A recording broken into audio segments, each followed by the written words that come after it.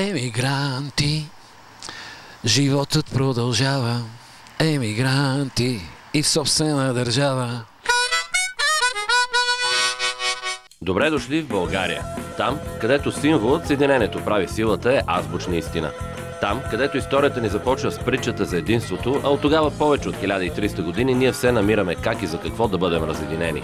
Граждани, селяни, София, Пловдив, Левски, ЦСК, а в последните 20 години, освен политически, българите се разделиха и музикално. И днес се питат къде е всичката сила и енергия на тогавашните 20 годишни, които през 89-та не можеха да си намерят място от радост заради падането на стената. А след година-две, едни от тях се отзоваха в Монреал, други в Чикаго и Нью-Йорк, трети заминаха за Испания, четвърти в добрата стара Англия. Пръснаха се като безброй манисти и всичките 4 посоки на света, за да дират щастието, което не вярваха, че ще ги споходи у дома. А тези, които останаха тук или се върнаха след дълги години митарства, се удивляват, защо днес възрастните се обиждат на комунисти, а децата дори не знаят какво е това комунизъм. Може би, защото на гърба на едните политиците печелиха мандати, а другите просто предпочетаха да възпеят мутрите, защото така е по-лесно. Или може би, защото някога младите гонеха комунизма с песни и танци, а днес просто гонят Михаля. Каквито са ни промените, такава ни е и музиката, която избоя. Тази ченгесарска, кагебарска мутродемокрация си има своята си музика. Мръсните пари в България си плащат за мръсна музика и така. Аз се радвам, че нещата се отделиха през тия 20 години. Все пак се видя кой е, как... все пак тук има две Българии. Аз съм от другата България и съм много щастлив с това. Кора пристигна на Гия Бургас, идваме стока от Хондурас. Евала бе митница, евала полиция. Жаба бе вряк, купи бързо кадилак. Жега, центъра на София.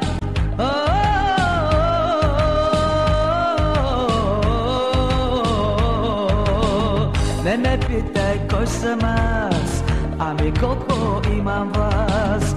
Песента, с която асоциирам прехода, това е "Ставай, е страна огромна". Ако така върнем информацията назад, тази песен би могла с много моменти от нашия живот да се съпостави.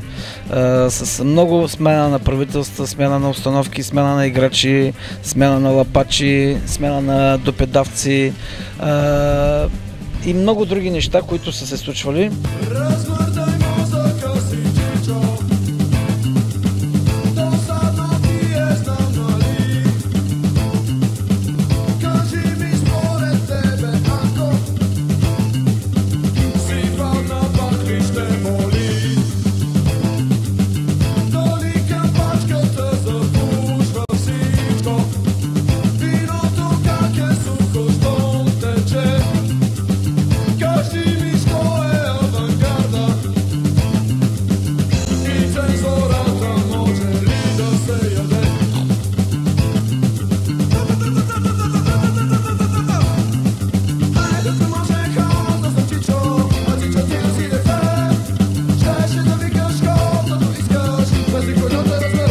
Чалгата явно имала почва, за да избои толкова силно. Това е обяснението. Може би в даден момент едни пари се оставиха така или се раздадоха на някакви хора или така, някакви пари отидоха на места,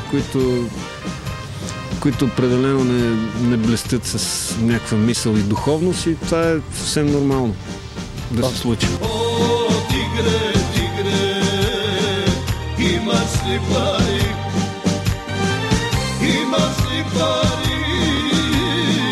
Нямаш какари. О, тигре, нямаш ли пари? Нямаш ли пари? Бели ти кози.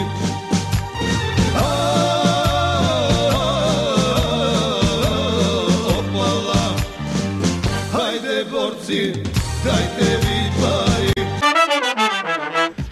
Тарикат голям съм, брат ми, имам купища пари.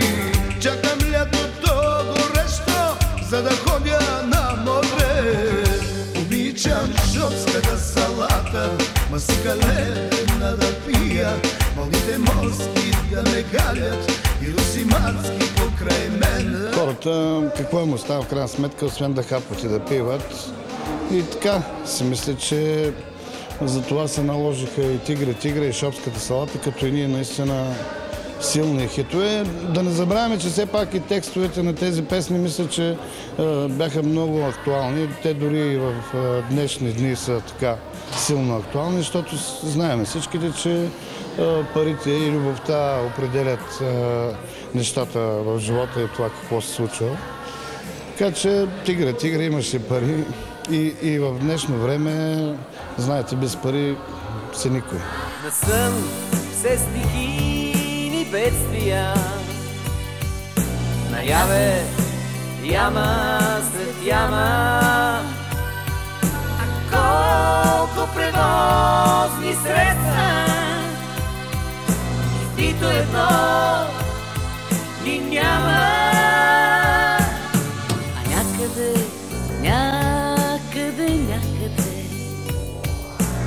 хората се са на път, а ние седим и чакаме сам да ни дойде света.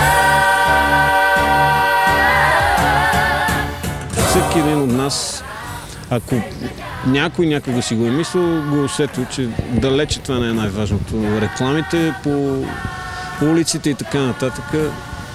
Едно време много се удивлявахме, нали, на Западен Берлин как изглежда, какъв вид, едни реклами по улиците, тук всичко тъмно. Сега в момента има много реклами, всичко е много светло, вече нещата в никакъв случай не може да се каже, че са по-добри от преди. Животът ни изобилства от клишета и реформи, като се почне от тази с Конституцията и се свърши с другата в образователната система и най-вече с тази в самите нас. До 89-та нямахме официални дисиденти, а след това изникнаха като гъби след дъжд. И сигурно за това флагмана на промените Васко Кръпката написа след промените. Храстът казал на дървото, слез и ниско залегни.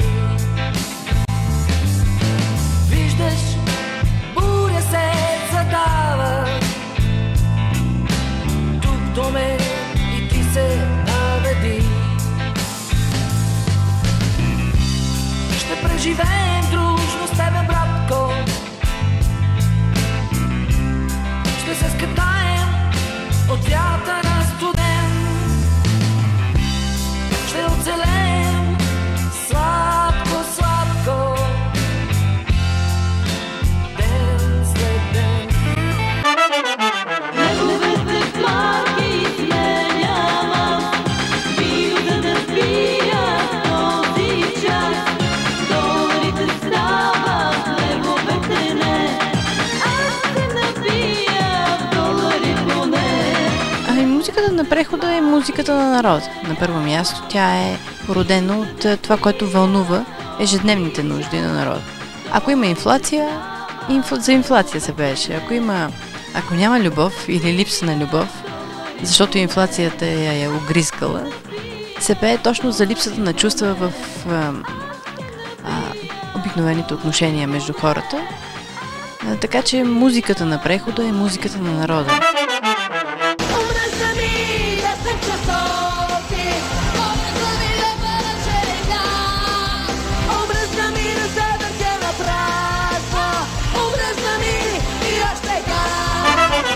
Смелите свити са въгъла, знам малко са и това ме потиска. Най-доброто за вашия храм е кръвта им да го оплиска. Ние сме нова генерация за винаги и въпросите са ни към цяла нация за винаги. Тези, които останахме тук, както пея в една песен, останали са малко и копаят пак. Да прокарат мост над нищетата. Значи имаше един такъв момент, че имаше много голяма нищета тук и въобще пълен хаос и пълна разруха и трябваше едва ли не да построиме тези, които сме останали, един нов живот. И това беше живота, който го виждахме в нашите мечти. Това, за което сме висяли, сме плакали по площадите, всичко беше в главата ни просто и си представяхме, че така ще стане. Така сме родени с краката двориме, по познати пътеки, всички дружно вървиме, общо взето щастливи, общо взето неща умовете ни пълни, но главите ни празни. Цено море и по бюрата ми живе, носим пълни кореми, за това ще тежиме с бързината на мрак и носите и големи. Всеки се върка в чужди програми. И шиста, комин до комин, пушат си разки, бял червени си, шибаката полудено понякога влак, ляво да тръгнем, но с десния крак. В България, уви, нямаме унгарско въстание и прашка пролет. Имаме само българския чадър. Нямаме песен за вятъра на промените, но имаме такава за шопската салата.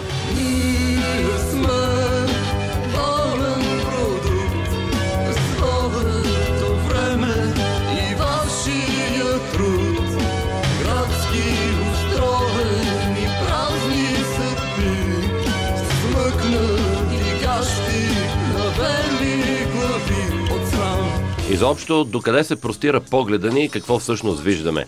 Дали се харесваме сутрин на пробуждане и обича ли ни жената до нас с дъх на кебабчета и шкембе чорба? И какво ще разказваме на децата си за тези 20 години след още 20? Или какво ще им отговорим, ако ни попита защо мобилните ни телефони звънят с песни от преди 89-та? А харесват ли ви изпразнените погледи по лицата на учениците, които всеки ден се срещат на площад Славейков, без да знаят кой седи на пейката? Коя ли ще е тяхната музика и коя песен ще си пускат, когато се обясняват в любов? Искате ли и да попитаме едно дете, което е станало възрастен без време и в същото време гледа на света с най-чистите очи, които можете да си представите? Познахте ли го? Това е Крис. Той пее без да вижда наоколо и сигурно за това е искрен, защото вижда само добро, може би и заради нас. Свободата има и своите недостатъци и много млади хора наистина сега са толкова обезверени и толкова отчаяни изобщо от живота и нито мечтаят, нито имат някакви цели за напред в живота си. Когато се удариш в решетките на твоята свобода, когато мразиш силно, а мечтаеш любовта, когато падаш, а си мислиш, че летиш, когато ти се пее и усещаш, че мълчиш. Нека бъде светлина, нека има цветя, нека бъде любовта, нека има деца. За мен светлината е едно истински хубаво нещо. Едно много хубаво нещо, което всеки може би на всеки хубаво, че вижда. Аз знам това, защото светлината, цветовете, дъгата, всичко, което е така свързано с светлината, е нещо много хубаво, но има и една друга светлина, вътрешната светлина, вътрешната човешка светлина.